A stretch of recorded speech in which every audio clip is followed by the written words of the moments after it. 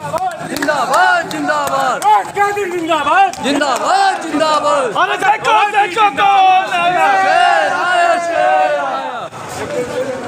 और मैं कामिल जिंदाबाद जिंदाबाद जिंदाबाद और मैं कामिल जिंदाबाद।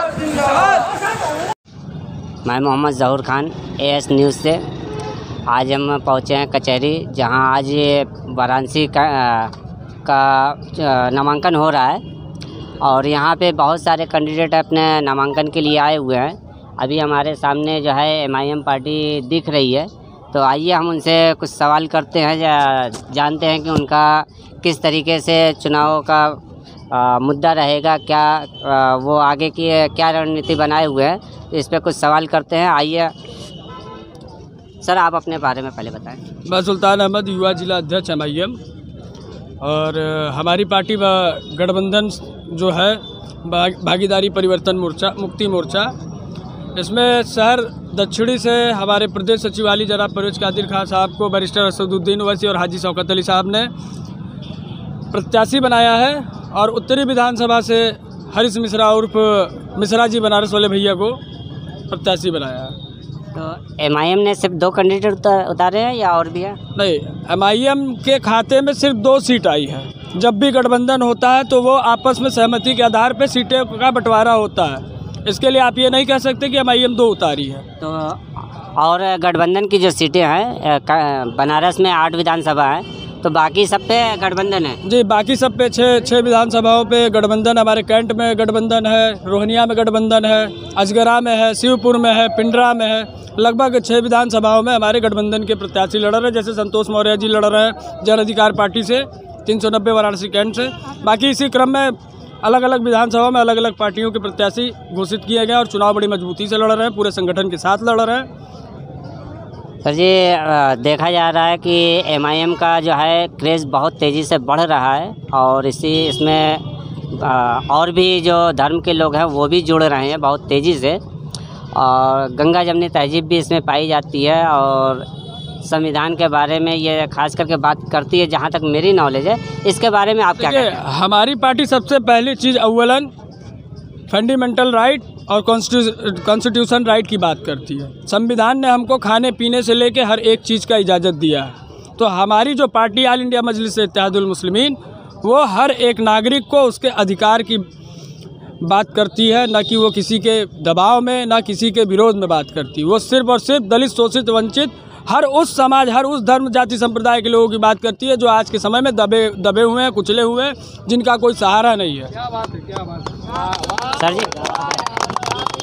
सर जी, आप पार्टी में किस पद पर हैं? मैं अभी वाराणसी ज़िले का युवा जिला अध्यक्ष हूँ ऑल इंडिया मजलिस इत्तेहादुल मुस्लिमीन का, और हमारी पार्टी जो चुनाव लड़ रही है उसका मुद्दा मेन ये है, दलित, शोषित, वंचित के हक और हुकूक की आवाज़ को बुलंद करना, उनके हक को उनके घर तक, उनके द्वार तक पहुँचाना।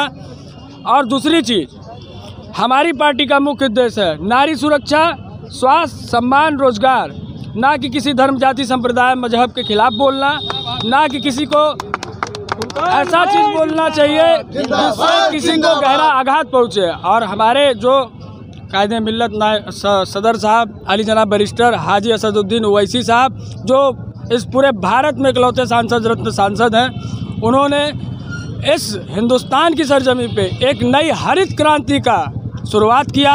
उस हरित क्रांति का ये संदेश हमारा ये हरा झंडा। जिंदाबाद जिंदाबाद जिंदाबाद जिंदाबाद जिंदाबाद। जैसा कि लोग कहते हैं कि ये हरा झंडा मुसलमानों का है, मैं इस बात को खारिज करता हूँ, ये मुसलमान का नहीं है। ये हमारे भारत के तिरंगे का एक अहम हिस्सा है, और इसको कोई भी चुन सकता है। आज देख लीजिए, हिंदुस्तान की सरजमी पे ऑल इंडिया मजलिस इत्तेहादुल मुस्लिमीन जहाँ जहाँ चुनाव लड़ रही है, हमारे हिंदू भाई भी जुड़े हैं, हमारे सिख भाई भी जुड़े हैं, हमारे ईसाई भाई भी जुड़े हैं। हमारी पार्टी मुसलमानों की बात नहीं करती है। हमारी पार्टी दबे हुए, कुचले हुए, शोषित, वंचित, दलित की बात करती है, अल्पसंख्यकों के उत्थान की बात करती है, बुनकरों का जो हक नहीं मिल रहा उनकी बात करती है, बिजली माफ़ी की बात करती है। अब बाकी लोग सोते रहते हैं। हम चुनाव लड़ते हैं तो हमको बीजेपी का एजेंट कहा जाता है, तो हमें इससे नहीं घबराना है। बचपन में हमारे दोस्त हमको कटुआ कह के बुलाते थे, तो हम वो कटुआ से डर जाएंगे क्या? हमको कटुआ ना कहा जाए। जिंदाबाद। हमको राइट है, संविधान हमको इसकी इजाज़त देता है। उसके लिए आर्टिकल बना हुआ है कि कोई भी व्यक्ति किसी भी विधानसभा से अपनी सारी चीज़ों का कागज़ पत्तर ओके करके किसी भी विधानसभा में, हिंदुस्तान की विधानसभा से चुनाव लड़ सकता है और वो जीत के जाएगा इंशाल्लाह। और रही बात असदुद्दीन ओवैसी साहब के संदेश की, तो मैं एक संदेश देना चाहता हूँ कि न हिंदू बड़ा है, न सिख बड़ा है, न मुसलमान बड़ा है, न ईसाई बड़ा है। भारत माँ के 4 लाल हैं गुरु, हिंदू, मुस्लिम, सिख, ईसाई। किसी एक पुत्र को छेड़ोगे तो माँ को तकलीफ़ होगा। मैं उन लोगों को कहना चाहता हूँ कि यहाँ सेकुलरिज्म की धारा बहती है, गंगा जमुनी तहजीब बहती है। ये काशी है, इस काशी में हर बिरादरी, धर्म, जाति, संप्रदाय के लोग निवास करते हैं। और ये जो कहा जाता है ना कि रीढ़ की हड्डी होती है, तो रीढ़ की हड्डी में एक नस भी होती है, बहुतों को नहीं मालूम है, जिसको कहा जाता है सिटी माइलो नस। ये चारों बिरादियाँ रीढ़ की हड्डी की सिटी माइलो नस है। एक को छेड़ोगे अपाहिज हो जाओगे मेरे भाई। तो हाथ जोड़ के सबसे निवेदन है कि हिंदू, मुस्लिम, सिख, ईसाई भाईचारा कायम रखो। और विधानसभा में ऑल इंडिया मजलिस इत्तेहादुल मुस्लिमीन के चुनाव चिन्ह पतंग पर इतना दबाव पतंग कि हर विधानसभा से मजलिस का सिपाही विधानसभा में ललकारे और तुम्हारे हक और अधिकार का जो हनन कर रहे हैं उनको मुंह तोड़ जवाब विधायक बन के जाके सदन में दे और अपने मन की बात जो जनता चाहती है उसको, जनता के बातों को सदन में पारित करवा के जनता का उत्थान करे। नमस्कार, जय भीम, जय भारत, जय भीम, जिंदाबाद जिंदाबाद। आप देख रहे थे AS news, cameraman Afzal Khan के साथ मोहम्मद जहूर खान। धन्यवाद।